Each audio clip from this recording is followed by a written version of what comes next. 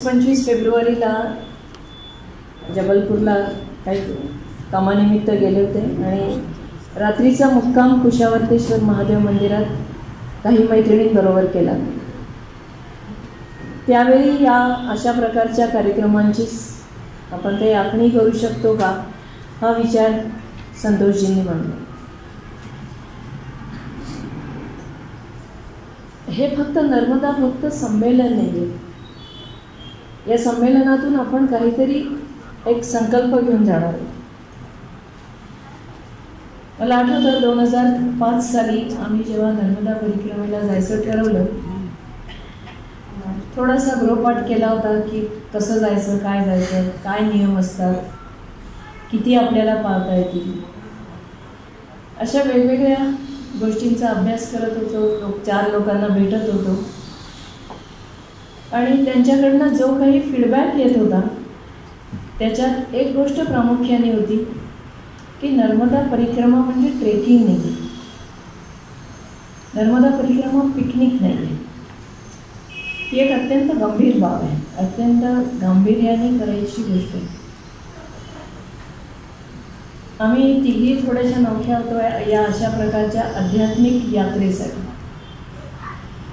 पण जसं लहान मुलाचे काय अपराध असतात, नर्मदामाई पोटात घेते, आई पोटात घेते, तसं चुकत मागत आम्ही शिखर केलं। नर्मदा परिक्रमेत एक गोष्ट सतत आमच्यावर बिंबवत लोक आले, तिथले आश्रमवासी असतील, गावातले लोक असतील, की नर्मदा ही नर्मदा आहे। नर्म म्हणजे सुख, सुख देणारी ती नर्मदा, ती आपल्याला भरभरून देते।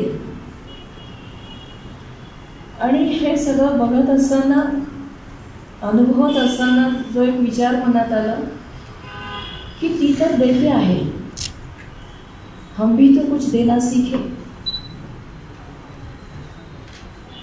आणि या विचाराने खूप अस्वस्थ केलं की मी तिला काय देणार।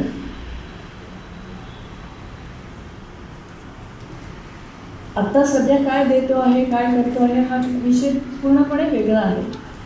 पण आज गेल्या काही वर्षांमध्ये जी काही परिक्रमावासींची वाढती संख्या आम्हाला दिसते, एका दृष्टीने खूप आनंद होतो की चला नर्मदा माईवर प्रेम करणाऱ्या लोकांची संख्या खूप वाढते। महाराष्ट्रातून लोक येतात, खूप आनंद होतो। खास करून अरे कोणी नाशिकहून आले, कोणी पुण्याहून आले, कोणी आपल्या परिचितांना ओळखणारे लोक आहेत, कोणी नातेवाईकांना ओळखणारी लोक आहेत, आणि अशी मंडळी भेटायला आली की खूप आनंद होतो। आज सकाळी मला वृषालीताई हरबेंनी सांगितलं की यावर्षी मिठी तलेला 80,000 परिक्रमावासियांचं रजिस्ट्रेशन झालं। पायी जाणाऱ्यांची संख्या आहे, बसने जाणारे आणखी 80 असतील किंवा 1,80,000 पण असतील, ते किती आहेत माहिती नाही, कारण असंख्य गाड्या त्या मार्गावरनं परिक्रमेच्या जात असतात। कोणी बसने करतं, कोणी स्वतःच्या वाहनाने करतं, कोणी बाईकवरनं करतं, सायकलीवरनं करतं। तर हा जो वाढता उत्साह लोकांचा बघायला मिळतो त्याने खरंच मन मोहून जातं। पण त्यांच्या परिक्रमेच्या अनुभवांविषयी किंवा ते जे काय व्हॉट्सअपवर, फेसबुकवर टाकतात, क्वचित कधीतरी ते मी बघते, वाचते। पण आमच्याकडे येणारी जी मंडळी असतात, तुमची इच्छा असो नसो ते काहीतरी अनुभव आपल्याला ऐकवतात।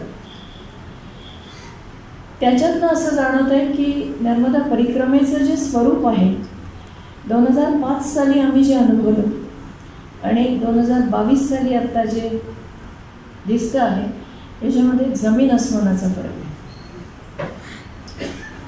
परिक्रमेला निघताना आम्हाला थोडी भीती वाटली होती, कारण स्वयंपाक वगैरे याच्या सुगरण कॅटेगरीतल्या नव्हतं किंवा स्वयंपाक करायचा खूप उत्साह होता असं नाही। पण परिक्रमेत तुम्हाला शिधा मिळणार आहे, डाळ आणि आटा मिळणार आहे, किंवा बटाटे, वांगी, भोपळा आणि त्याच्यावर थोडी कणिक मिळणार आहे। त्याचे गाकर करायची आहे किंवा बाटी करायची आहे, भाजी करायची आहे, त्याच्यासाठी कुठला मसाला देणार नाही आहेत। परिक्रमेत कांदा लसूण खायचा नाही आहे, तेल देतील याची गॅरंटी नाही. त्यामुळे जे काय आम्ही खात आलो ते अत्यंत सकस असं अन्न होतं. त्याचा एक वेगळा आनंद होता, स्वतःच्या हाताने करून खाण्याचा एक वेगळा आनंद होता. आता जे काय तयार भोजन मिळतंय म्हणून मत्सर मनामध्ये असं अजिबात नाही. ज्याच्या त्याच्या नशिबात जे असतं ते त्यांनी अनुभवावं. पण ही जी वाढती संख्या आहे त्या वाढत्या संख्येनंतर जे काही गावकऱ्यांकडनं आमच्या कानावर येतं, त्या नर्मदा किनाऱ्यावरच्या गावकऱ्यांची प्रतिनिधी म्हणून मी आज इथे उभी आहे. विशुद्धानंद भारती म्हणून उभी नाही, भारती ठाकूर म्हणून नाही, नर्मदालयाची कोणी संस्थापिका म्हणून नाही, तर नर्मदा किनाऱ्यावरच्या गावातल्या लोकांची प्रतिनिधी म्हणून. माझा पहिलाच अनुभव होता अमरकंटकहून जगतपूरला जाताना. ज्या घरी आम्ही गेलो त्या घरात फक्त 1.5 वाटी तांदूळ शिल्लक होता आणि कपाट शोधता शोधता त्या बाईंना अर्धी वाटी बेसन झालं. पण ज्या प्रेमानं त्या बाईंनी 1.5 वाटी तांदूळाचा भात म्हणण्यापेक्षा पेज आणि त्या डाळीच्या पिठाचं पिठलं करून आम्हाला खाऊ घातलं, तो मला जगातला सगळ्यात सुंदर प्रसाद होता. त्याच्यात तिचा भाव होता आणि ते मी पूर्ण जेवण खाऊ घालता येत नाही आहे मला, म्हणून त्या माऊलीच्या डोळ्यामध्ये अश्रू होते. कुठेतरी मनात एक भाव आला की माझ्या घरी जर असं कोणी आलं असतं. बरेचदा असं होतं की घरात काही नाही आहे, मी काय सांगितलं असतं जास्तीत जास्त सॉरी मी आज तुमची काही व्यवस्था नाही करू शकत. फार तर तिला हॉटेलमध्ये घेऊन गेलेस, पण तिला मी जेव घालू शकत नाही म्हणून डोळ्यात पाणी येणं हे माझ्या स्वभावात नव्हतं, पण त्या अशिक्षित माऊलीच्या स्वभावात. अशा अनेक अन्नपूर्णा आम्हाला परिक्रमेच्या काळामध्ये भेटल्या. लोक मला विचारतात की तुम्हाला नर्मदाबाईंनी दर्शन दिलं का, अश्वत्थामा भेटला का. मी म्हणते नाही बाबा, आम्ही काय एवढे पुण्यवान नाही आहोत की नर्मदाबाई मागरीवर बसून 4 हात भरपूर दागिने घातले मुकुट आहे दर्शन देते, असं काय तिने मला दर्शन दिलं नाही. अश्वत्थामा पण भेटला नाही. पण जी काही माणुसकीची झलक मला झलक नाही, माणुसकीचा ठाई चमत्कार बघायला मिळाला, तो चमत्कार माझ्यासाठी आयुष्य बदलून देणारा होता. नर्मदा परिक्रमेनंतर जेव्हा नाशिक सोडून मंगलेश्वर या गावी आली, कल्पना करा की 50 वर्षाची एक महिला आपलं घरदार नोकरी सोडून फक्त एक सुटकेस घेऊन येते आणि भाड्याने घर मागते. मी पण नाशिकला राहत होते, आमचंही घर आम्ही भाड्याने देत होतो. घर भाड्याने देताना मी पूर्ण चौकशी करायची. आजकाल तर पोलीस व्हेरिफिकेशन पण होतं. माझं कोणी पोलीस व्हेरिफिकेशन नाही केलं, उलट खूप स्वागत केलं, खूप आनंदाने ते घर दिलं. कारण माझ्याकडे जगातलं त्या क्षेत्रातलं हायेस्ट क्वालिफिकेशन होतं, नर्मदा परिक्रमा करून आलेच. श्रद्धा लोकांच्या मनात. पण दुर्दैवाने आजकाल मी जे काही ऐकते आमच्या क्षेत्रामध्ये, महाराष्ट्र से आए हो क्या, अगले आश्रम में थोड़ा जाना. तर याचं कारण नेमकं काय, आपल्याला आत्मसंशोधन करायला. मी माझी तारीफ करत नाही आहे, कृपा करून कोणी गैरसमज करून घेऊ नका. नर्मदामाई वैराग्य देते, ते वैराग्य तिने मला दिलं, भरभरून दिलं आणि अगदी कौतुकाने दिलं. ते वैराग्य प्रत्येकाच्या आयुष्यात येईल, खूप चांगली गोष्ट आहे. नाही आलं तरी आपण आपल्या क्षेत्रात जाऊन काय करू शकतो. संतोषजींनी या संदर्भात काही बोलायला मला सांगितलं आहे, म्हणून मी आज इथे उभी आहे. कुठल्याही अधिकारवाणीने बोलत नाही आहे, पण एक निवेदन करते आपल्याकडे आपल्या या महाराष्ट्र राज्याची प्रतिमा दुसऱ्या राज्यांमध्ये खराब होऊ नये यासाठी एक आर्जव आहे. लेपा आणि लेपा पुनर्वास असे दोन भाग आहेत. लेपा हे जुनं गाव आहे. महेश्वर जलविद्युत प्रकल्पाच्या डूब क्षेत्रात येणारं पहिलं गाव. त्याचा पुनर्वास म्हणजे लेपा पुनर्वास. आम्ही लोक लेपा पुनर्वासमध्ये राहतो. लेपा गावातनं काही मंडळी आमच्या शाळेमध्ये येतात, काही मुलं आमच्या शाळेमध्ये येतात. त्याच्यातल्या एका मुलीने माझ्याकडे तक्रार केली. ती म्हणाली, दीदी शाळेत यायचं ना तर आम्हाला नाक धरून यायला लागतं, कधी कधी जीव गुदमरतो. कारण का तर रस्ता सकाळी पूर्ण खराब झालेला असतो.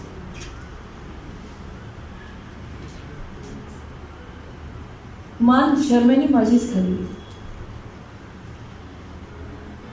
एक बकावाच्या जवळच्या गावातला माणूस भेटायला आला. तो म्हणाला, मैया जी क्या बताऊं, महाराष्ट्र से कुछ परिक्रमावासी आए थे, मैं मछली पकड़ के आ रहा था, मैंने मजाक में बोल दिया, महाराज जी ताज़ा माल है, आप भोजन पाएंगे. त्या माणसाने माझी टोपली उघडून पाहिली, कुठल्या जातीचा मासा आहे तो पाहिला आणि म्हणाले, हां पकाओगे. आणि तो माणूस माझ्याकडे जेवून गेला. मान माझी खाली. अशा प्रकारचे अनेक अनुभव. हम रोटी खाएंगे चावल नहीं खाएंगे. जिथे चावल मिळतोय तिथे जिथे रोटी मिळते तिथे म्हणतात चावल खाएंगे. आमच्याकडे एक अनुभव मागच्या वर्षीचा सांगते. भट्ट्याणला सियाराम बाबा जिथे राहतात तिथे आता बरेच अन्नक्षेत्र झालेली आहेत आणि तिथून मला एका दिवसात 72 लोकांचे फोन आले. कोणाचा 15चा ग्रुप होता, कोणाचा 10 जणांचा होता, कोणाचा 8-10 जण 8-9 लोकांचा होता. अशा वेगवेगळ्या ग्रुप्सची संख्या मी मांडून ठेवली होती. ती संख्या होती 72. आणि त्यांनी मला विचारलं होतं की ताई नर्मदालय बघायचं आहे, आम्ही येऊ शकतो का आणि आमच्या भोजन प्रसादाची व्यवस्था होऊ शकते का. म्हटलं स्वागत आहे, केव्हाही या म्हणजे तुमच्या चालीने तुम्ही जोपर्यंत पोचाल तिथे या, मी भोजन तयार ठेवते. आमच्या स्वयंपाकघरात काम करणाऱ्या महिलांना सांगितलं मी, आपल्याकडे स्वयंपाक करणाऱ्या बायका घरामध्ये असतात, ज्यांना आपण स्वयंपाकीण काकू म्हणतो, मावशी म्हणतो. 4-8 लोक जर वाढले तर त्यांच्या जीवाची घालमेल होती. लगेच त्यांना त्याचं एक्स्ट्रा काहीतरी मानधन द्यायला लागतं. आमच्याकडे 4 जण येऊ देत, 40 येऊ देत, 400 येऊ देत. यावर्षी नर्मदा जयंतीच्या कार्यक्रमात त्यांनी सांगितलं की दीदी तुम्ही आचारिका लावता, आम्ही नाही करू शकत का काम. कशासाठी आपल्याला आचारी पाहिजे. आणि नर्मदा जयंतीला किमान 600-700 बाहेरची मंडळी आमच्याकडे असतात. गावातली वेगळी आणि महाराष्ट्रातून येणारी वेगळी. तर इतका आदरभाव त्यांना नर्मदा माईबद्दल आहे, परिक्रमावासींबद्दल आहे. त्याच्यामुळे 72 ही संख्या त्यांच्यासाठी काही फार मोठी नव्हती, कारण रोजचं एवढ्या मुलांचं मध्यान्ह भोजन होतं. पण संध्याकाळी 4 वाजता त्यांनी मला सांगितलं, दीदी 72 पैकी फक्त 2 लोक येऊन गेले. कारण का तर अंमलातला कोणीतरी सांगितलं की अहो तुम्ही तिथे गेलात तर तुम्हाला 1-1.5 किलोमीटर जास्ती चालायला लागेल. हरकत नाही, माझ्याकडे कोणी यावं आग्रह नाही, आलात स्वागत आहे, नाही आलात आग्रह नाही. पण जर आम्ही येतो म्हणून सांगायला आपल्याकडे मोबाईल आहे, तर येत नाही हे सांगायला पण मोबाईल आहे. ते वायाने गेलं, संध्याकाळी आमच्या मुलांनी खाल्लं, तो भाग वेगळा. पण कम्युनिकेशनची सगळ्यात चांगली साधनं स्मार्टफोन आपल्याकडे जेव्हा आहे तेव्हा त्या स्मार्टफोनचा स्मार्टली उपयोग करा. फक्त नर्मदालयासाठी म्हणत नाही.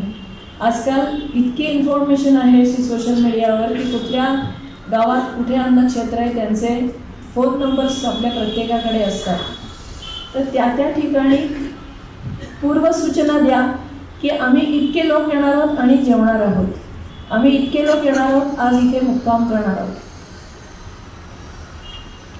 त्या 72 लोकांचं जेवण बनवून ठेवलं म्हणून मला वाईट नाही, पण ज्या मुलाकडे ते गेले त्याला ऐनवेळी 72 लोकांचा स्वयंपाक करायला लागला, त्याची अडचण पण लक्षात घ्या. मला एक सूचना मिळाली असती तर तो पूर्ण स्वयंपाक मी त्याच्या घरी पोचवू शकले असते किंवा तो माझ्याकडे येऊन घेऊन जाऊ शकला. आमचे दोन्ही ठिकाणचे खूप चांगले संबंध आहेत, खूप चांगली सेवा करतो तो. पण कम्युनिकेशनची साधनं जर तुम्ही बरोबर नेतात तर त्याचा व्यवस्थित उपयोग करा. आमच्या परिक्रमेच्या काळात सुदैवाने मोबाईल नव्हते, नुकतेच सुरू झाले होते आणि आम्ही नेलेले नव्हते. आणि मोबाईल शिवाय आयुष्य जगणं याचा आनंद किती असतो तो आम्ही पुरेपूर उपभोगतो. कोणाला याच्या पुढे परिक्रमा करायची असेल कृपा करून मोबाईल घरी ठेवून जा किंवा त्याचा फक्त पुढच्या अन्नक्षेत्रात इन्फॉर्मेशन देण्यासाठी करा. आमच्याकडे मुलं हसतात, आमचे जे कार्यकर्ते आहेत ते हसतात. आल्यानंतर गेटमधनं पहिला प्रश्न असतो, भोजन मिलेगा क्या? जेवणाची व्यवस्था होऊ शकते का नाही? भोजन मिलेगा क्या? दुसरा प्रश्न असतो, रुकने की व्यवस्था हो जाएगी? आणि तिसरा प्रश्न असतो, कमोड है क्या? हे हॉटेल नाही आहे,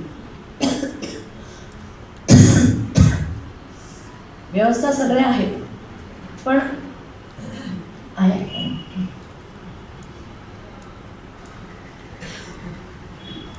विचारण्याचा आपला जो टोन असतो थोडासा बदलूया.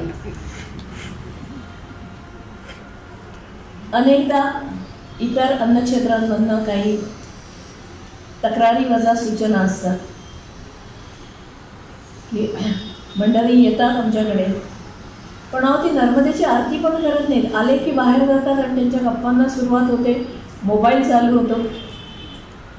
आमच्याकडे जेव्हा येतात ते लोक ते जेवतात आणि जेवल्यानंतर पहिल्यांदा मोबाईल हातात घेतात. का गं तुझं झालं का जेवण? बायकोला प्रश्न असतो. आणि मग फलाण्याच्या मुलाच्या लग्नाचं काय झालं, तारीख ठरली का? दुसऱ्या नातेवाईकाच्या मुलीची डिलिव्हरी झाली का? त्याच्या नोकरीचं काय झालं? नंतर बाकी मुलांच्या परीक्षा, असंख्य प्रश्न आणि ज्याची गरज नाही असे असंख्य प्रश्न विचारले जातात. नर्मदा परिक्रमा करा तुम्ही, मी फोन करू नका असं म्हणत नाही, पण ही जी परिक्रमा आहे ही परिक्रमा शक्यतो आत्मचिंतनासाठी करा अशी एक विनंती आहे. नर्मदा परिक्रमेच्या निमित्ताने साधना करायला आपल्याला जास्तीत जास्त वेळ उपलब्ध होऊ शकतो. ती अंतरयात्रा घडू द्या आणि ती आनंद यात्रा पण घडू द्या. मगाशी सांगितल्याप्रमाणे की नर्मदा माई आपल्याला भरभरून देते कारण ती नर्मदा आहे, सुखदा आहे. हम भी कुछ देना सीखे. मग ते देना सीखे म्हणजे नक्की काय? फक्त अन्नक्षेत्रच चालवायची आहेत का गावोगावी? शूलपाणीची झाडी सगळ्यात हॉट टॉपिक असतो नर्मदा परिक्रमेच्या मार्गात. जिथे तिथे त्यांना लुटतात लोक आणि त्यांच्या जवळचं सगळं काही हिरावून घेतात अशा आख्यायिका मी ऐकते. माझ्याकडे शूलपाणीच्या झाडीतली 63 मुलं वसतिगृहात आहेत आणि त्यांच्यासमोर जेव्हा अशी लूटमारीची चर्चा होते त्या मुलांचे चेहरे खूप छोटे होते. ते म्हणतात, दीदी, आता त्यांना मराठी समजतं थोडं थोडं, दीदी ये लोग ऐसा क्यों बोलते? हम लोग लूटते नहीं है किसी को, पुराने ज़माने में किसी ने लिया होगा कुछ, पण आता अशा घटना घडत नाही. पण जर आम्हाला लुटलं नाही तर आमची परिक्रमा झाली की नाही झाली याच्यावर लोक विश्वास नाही ठेवणार. त्याच्यामुळे आम्ही लुटले जातो. आम्ही सांगतो ना, नर्मदा परिक्रमा करताना आम्हाला नर्मदा माईने साक्षात दर्शन दिलं आहे, देतही असेल, मी कोणाला चॅलेंज नाही करत. पण समजा नसेल दिलं तरी ते दिलं म्हणून सांगायचा काही अट्टाहास नाही. मला नाही दिलं, अश्वत्थामाई नाही भेटला, आणि माझं त्याच्याकडे काही काम पण नव्हतं. लोक मला विचारतात, नर्मदा माई तुम्हाला नर्मदा परिक्रमेत काय अनुभूती आल्या? म्हणजे परिक्रमेत मला प्रश्न पडतो, आता काय उत्तर द्यायचं. मग मी म्हणते की परिक्रमेत काय आल्या मला आता आठवत नाही काही, पण आत्ता जे काय घडतं आहे ती नर्मदा माईने दिलेली सगळ्यात मोठी अनुभूती आहे. 450 गरीब मुलं रोज भोजन करत आहेत. 63 शूलपाणीच्या झाडीतली मुलं आपल्याकडे वसतिगृहात निःशुल्क राहत आहेत. ही 450 मुलं पण निःशुल्क शिकत आहेत, व्यवसाय प्रशिक्षण घेत आहेत. आदिवासी मुलं आहेत. परिक्रमावासींच्या भाषेत बोलायचं झालं तर मामा लोकांची मुलं, आपण थोडंसं हेटाळणीने बोलतो की ती मामा लोकांची मुलं आहेत, पण या मामा लोकांच्या मुलांना भगवद्गीतेचे 8 अध्याय पाठ आहेत. या मामा लोकांच्या मुलांना गंगालहरी स्तोत्र पूर्ण कंठस्थ आहे. 52 श्लोक आहेत आणि टंग ट्विस्टर्स आहेत. या मामा लोकांच्या मुलांना असंख्य स्तोत्र वासुदेवानंद सरस्वतींची, आपल्याला फक्त अघोराष्टक माहिती, पण यांना त्यांनी दिलेली नद्यांची सर्व स्तोत्र माहिती पाठ आहेत. आणि त्याचे ते गावोगावी जाऊन कार्यक्रम करतात. मामा लोकांची मुलं. या मामा लोकांच्या मुलांनी मध्यंतरी मला विचारलं की आम्हाला लोक शूद्र का म्हणतात. एका स्वामीजींनी त्यांना शूद्र असा उल्लेख करून हेटाळणी केली आणि ते जरा अस्वस्थ झाले होते. दुसऱ्या एका मुलाने विचारलं की द्विज म्हणजे काय. कुठल्या तरी श्लोकात त्याने ते वाचलं आणि मग त्याला सांगितलं की द्विज म्हणजे ब्राह्मण. उपनयन होतं तेव्हा दुसरा जन्म झाला म्हणून तो ब्राह्मण. आणि विप्र म्हणजे काय, तर वेद जाणतो तो विप्र आणि ब्रह्म जाणतो तो ब्राह्मण, असा त्या श्लोकाचा अर्थ होतो. मग जर ब्राह्मण बनायला या पायऱ्या आहेत तर आमची म्हणजे होऊ शकते का, हे सेमलेट या शूलपाणीच्या झाडीतल्या मामाच्या एका मुलांनी प्रश्न विचारला. आणि गोविंददेवगिरी महाराजांच्या आशीर्वादाने इथे त्यांचे शिष्यही उपस्थित आहेत, शुभम गुरुजी. त्यांच्या हस्ते 53 मुलांचा उपनयन संस्कार 25 नोव्हेंबर. उपनयन संस्कार झाला म्हणून टाळ्या वाजवण्याची गरज नाही, कारण आपल्याकडे मुलांचे उपनयन संस्कार लाखो रुपये खर्च करून होतात. पण ही मामा लोकांची मुलं सकाळ संध्याकाळ संध्या करतात आणि म्हणून त्यांचं कौतुक. अर्थात मी इथे नर्मदालयाचं कौतुक करायला उभी नाही आहे, पण हम भी कुछ देना सीखे याच्यामध्ये आपण काय काय करू शकतो. या सेमलेट गावातल्या लोकांनी शिवपंथाचा स्वीकार केला. याच्यात माझा काही सहभाग नाही. त्यांनी त्यांच्या मर्जीने एक मनसिंग बाबा म्हणून शिरपूरचे होते, त्यांच्याकडनं शंकराच्या उपासनेची दीक्षा घेतली आणि त्यांनी शिवपंथ शंकराची भक्ती सुरू केली. मी दर महिन्यातनं 1-2 दिवस सेमलेटला जाऊन त्यांच्या घरी राहते, वेगवेगळ्या मुलांच्या घरात. सेमलेटची 25 मुलं आहेत माझ्याकडे. त्या लोकांनी मला सांगितलं की दीदी आम्हाला सत्संग करण्यासाठी जागा नाही आहे आणि आमच्या गावात कुठलंच मंदिर नाही आहे, तर मंदिराची आपल्याला काही सोय करता येऊ शकते का.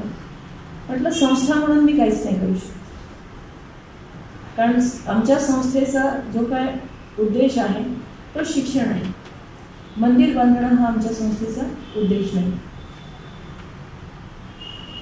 तर मग काय करू शकतात. म्हटलं तुमचं गाव आहे, तुम्ही सुरू करा. एकाने स्वतःची जमीन दिली, कोणी विटा दिल्या, कोणी सिमेंट दिलं, कोणी आणखी काही दिलं. काही महिन्यांपूर्वी प्रतापे महाराज माझ्याकडे आले होते. त्यांना मी सांगितलं की महाराज असं असं या गावात सुरू झालं, तर म्हणे मला घेऊन चल तिथे.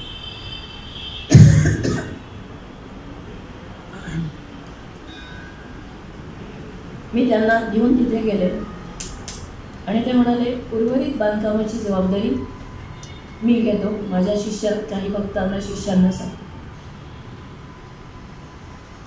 हे फक्त मंदिर म्हणून मी सांगत नाही, याच्या मागचं एक फार गंभीर कारण आहे. कारण या लोकांना आपण अशा प्रकारे आपलंसं केलं नाही तर ही मंडळी आपली राहणार नाही. जो काही एक, मी आता त्या शब्दाचा उल्लेख करत नाही, पण अनेक वेगवेगळ्या पंथाचे लोक तिथे या लोकांना आपलंसं करण्याच्या प्रयत्नात आहेत. आणि तसं जर झालं तर नक्षलाइट्स मुवमेंट्स ज्या आहेत या खूप वाढण्याची शक्यता आहे. मी स्वतः कर्मकांड, पूजा अर्चा, देव धर्म हे मानते, पण त्याच्यामध्ये रमणारी नाही.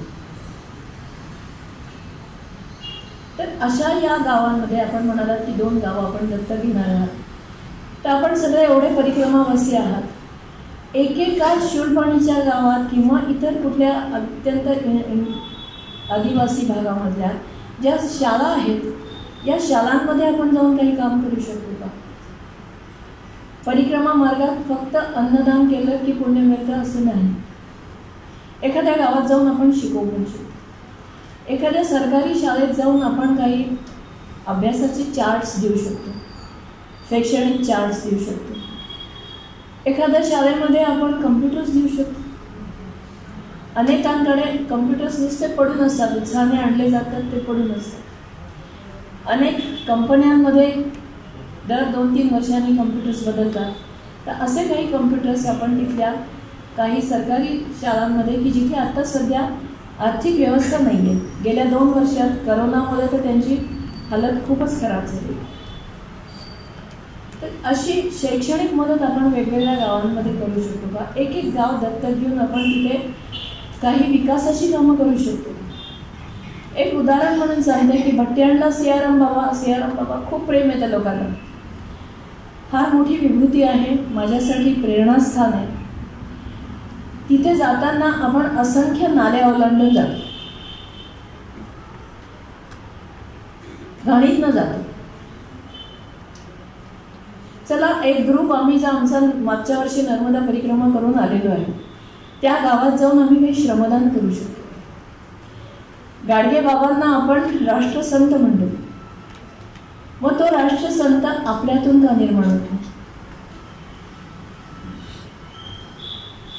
थोडंसं श्रमदान आपण एखाद्या गावात जाऊन का करू शकतो?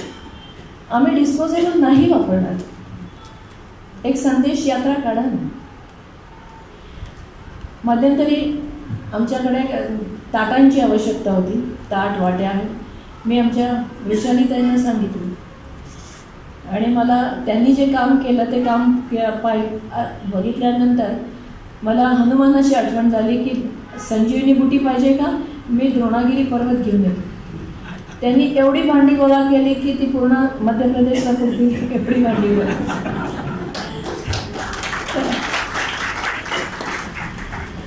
पण जी काही अशी अन्नक्षेत्र आहेत तिथे तिथे आपल्याकडे खूप ताटं शिल्लक असतात, खूप वाट्या असतात, बरीचशी भांडी असतात.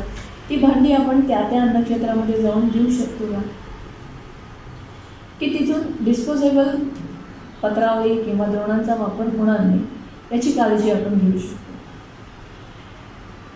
पाण्याची टाकी बसवून देऊ शकतो का? काही लोकांना पाणी डोक्यावर घेऊन आणायला लागतं, पाण्याची टाकी बसवून देऊ शकतो का? काही गावांमध्ये आपण टॉयलेट्स बांधून देऊ शकतो का? करा ना एकत्र सगळ्यांना आणि पैसे गोळा करा ना, टॉयलेट्स बांधून त्याचा. आणि नुसते टॉयलेट बांधून त्याच्यावर ओव्हरहेड टँक पण पाहिजे, नाहीतर त्या टॉयलेट्सचा उपयोग मग दुसऱ्या दिवशी बंद होतो.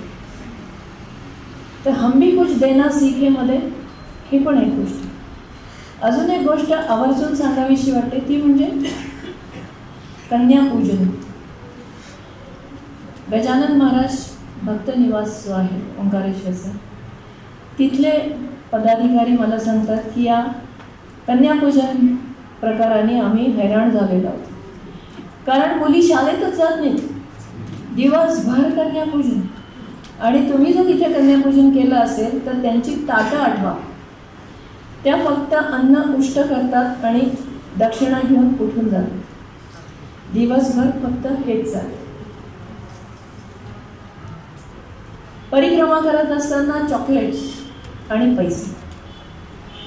आपण या मुलांना भिकारी बनवतो का?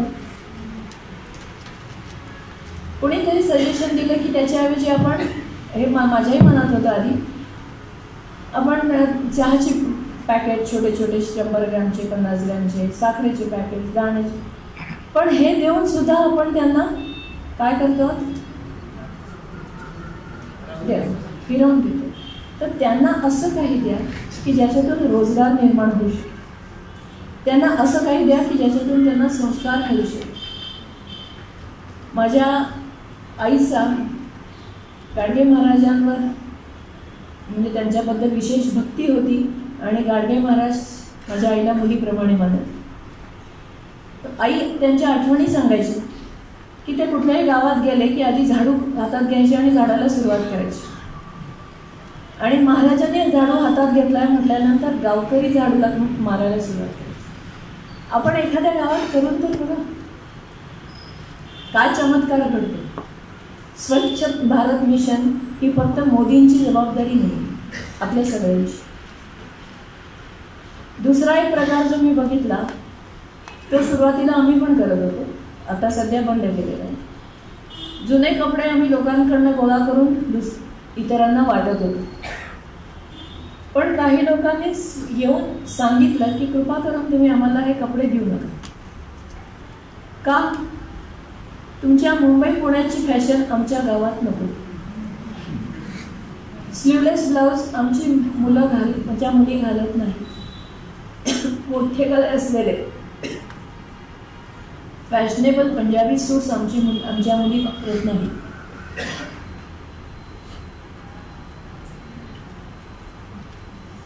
एकदा कोणीतरी विनोदाने म्हणाले, शूलपणीची झाडी कुठून सुरू होते, कसं ओळखायचं? जुन्या कपड्याचे जिथे ढीग असतील तिथून शूलपणीची झाडी सुरू होते. कारण का?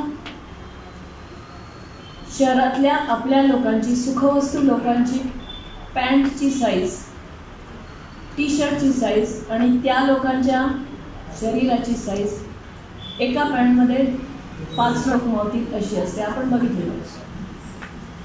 मग ते कपडे जाऊन तिथे नुसते पडून असतात किंवा ते दुसरीकडे जाऊन विकतात किंवा ते काढून त्याचा आणखी काही होतं.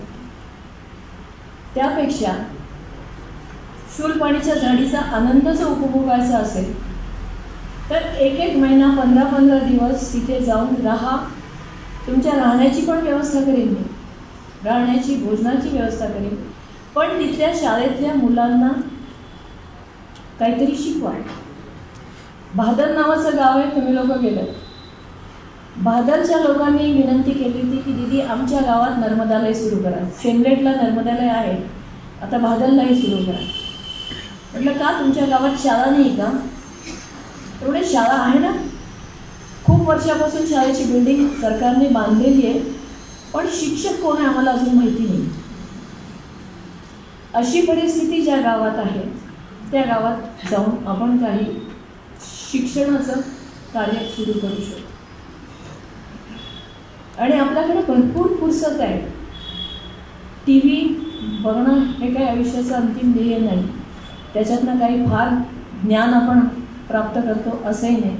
तर त्या खेड्यामध्ये अगदी अमरकंटकला जा, अमरकंटकहून तुम्ही खाली येता, अनेक गावं अशी आहेत किनाऱ्यावरची की तिथे आज शिक्षकांची वांधा आहे.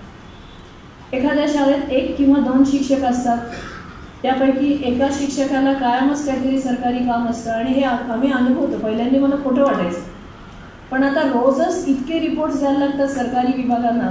जाती प्रमाणपत्र, त्या मुलांचे स्कॉलरशिप्स, त्या मुलांच्या बँकेचे अकाउंट नंबर, त्या मुलांच्या बँकेचे अकाउंट्स ओपन करणं, अशी असंख्य कामं शिक्षकांना करायला.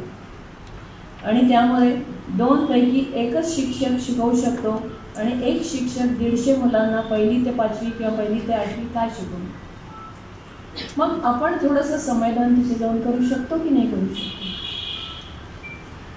परिक्रमेला जाताना चॉकलेट्सच्या ऐवजी आपण चांगल्या वृक्षांच्या बिया घेऊन गेलो आणि जिथे आपल्याला फुरसत असेल, जागा असेल, तिथे छोटासा खड्डा करून त्या बिया 1-1, 2-2 बिया लावत गेलो.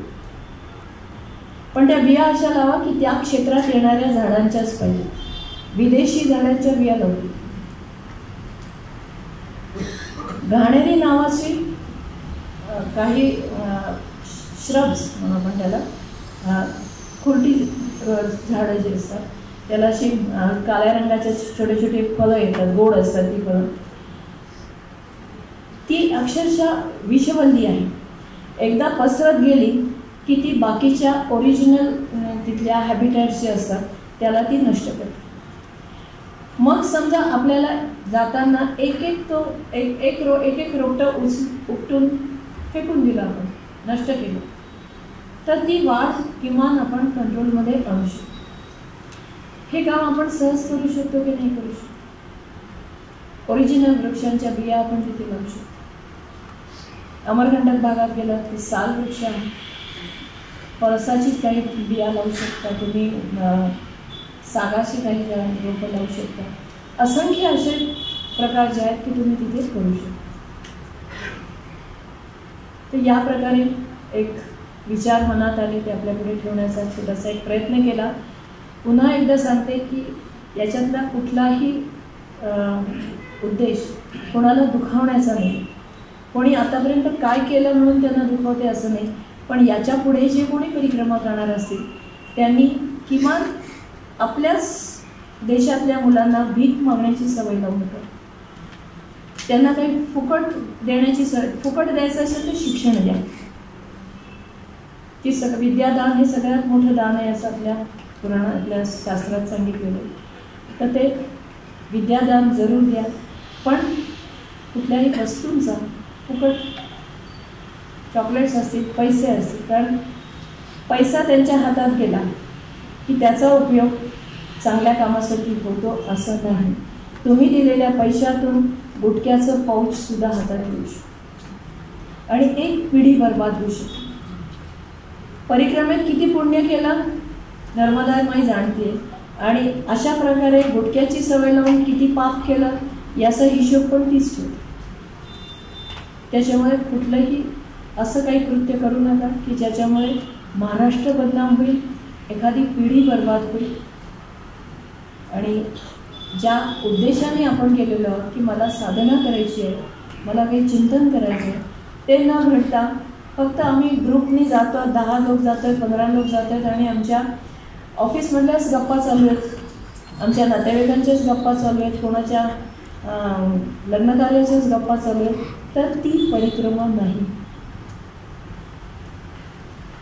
ते फक्त भ्रमण आहे. आणि ते भ्रमणसुद्धा मग कशासाठी, मग तुमच्या गावात करा. दुसरी एक गोष्ट आवर्जून सांगावीशी वाटते, नर्मदा माईचं प्रेम आहे ते खूप महापूर आलेला आहे, मान्य आहे मला, पण आपल्याही गावात नदी आहे ना, आपल्याही गावात मुळा मोठा आहे, तिच्यातही प्रदूषणाचा प्रॉब्लेम आहे. वर्षातून काही दिवस आपण आपल्या गावातल्या नदीसाठी देऊया. परिक्रमावासींनी ज्या तुमचा व्हॉट्सअप ग्रुप्स असतात तर त्या व्हॉट्सअप ग्रुपनी ठरवावं की महिन्यातला एक दिवस आम्ही आमच्या गावच्या नदीसाठी देणार आणि तिथे जाऊन स्वच्छता करणार, तिथे जाऊन जलकुंभी काढण्याचा प्रयत्न करणार. तुमच्या गावची नदी आणि तिची बहीण नर्मदा दोघे आनंदित होतील आणि भरभरून आशीर्वाद देतील. हे सगळं इथे आज अशासाठी सांगते कारण गेल्या 15 वर्षात नर्मदा परिक्रमा संख्येने वाढतीये, पण तिची गुणवत्ता जी आहे ती घसरत चालली. यासाठी जीव तुटतो म्हणून इथे उभी आहे. कृपया कोणीही माझ्या बोलण्याचा राग मानू नये. आपण सगळ्यांनी परिक्रमा केली आहे, मी पण केलेली आहे. माझे बंधू भगिनी आहात, नर्मदा माईची आपण लेकरं आहोत, या भावनेने सांगते. खूप आनंद झाला आज इथे सगळ्यांना भेटून. संतोषजी आपल्याला, आपल्या संपूर्ण कुटुंबाला नर्मदे हर.